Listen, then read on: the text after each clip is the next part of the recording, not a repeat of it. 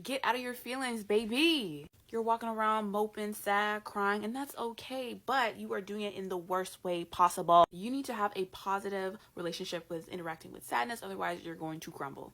We are on day 5 of building our personal constitution, which is a living, breathing document that has our boundaries, our standards, and the essence of who we are. So whenever we feel lost, whenever we feel down, whenever we feel like we don't have purpose, we have a place written down, not just in our head, not just in some random journal, that tells us how to reground ourselves.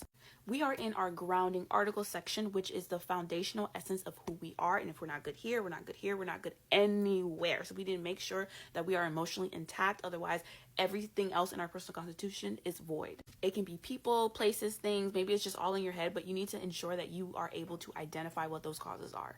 Once you are able to kind of identify those causes, I want you to evaluate, when you experience sadness, how does it affect you? Are you able to feel it and let it pass through, or is it crippling? I know for me, at one point, it was crippling. I was so sad all the time for no freaking reason. I was trying to figure out why.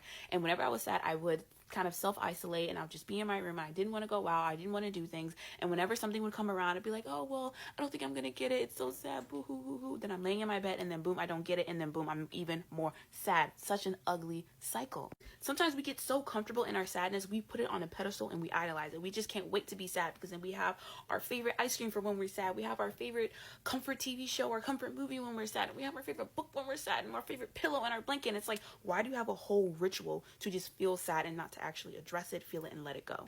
Next, what are ways that you punish yourself when you feel sad? As I mentioned before, I would self-isolate, which would then cause me to self-sabotage any opportunities, people, love, like all of it in my life. It's important for you to take accountability and recognize when you are self-punishing yourself. The next thing you want to do is explain why you don't want to do that anymore. For me, when I negatively interacted with sadness, it would cause me to self-sabotage opportunities, people, things that I wanted in my life, because I was just self-loathing in my room, and it's so ugly, so ghetto.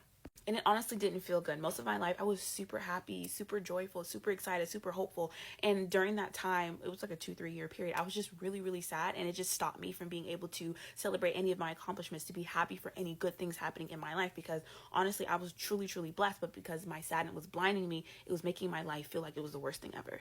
The last thing I want you to do is ask yourself, what are ways that you can positively interact with sadness that allows you to feel it, address it, and to let it go? I know whenever I wasn't feeling like so good and I wanted to make sure that I was addressing it in a healthy way, I would pause, take a deep breath. I would do EFT tapping, where I typically tap on my chest, because I feel like a lot of my emotion was trapped right here, and I would talk myself through it. I would talk about the situation, how I feel, what it's doing to me, and why it's not true, or why things are getting better.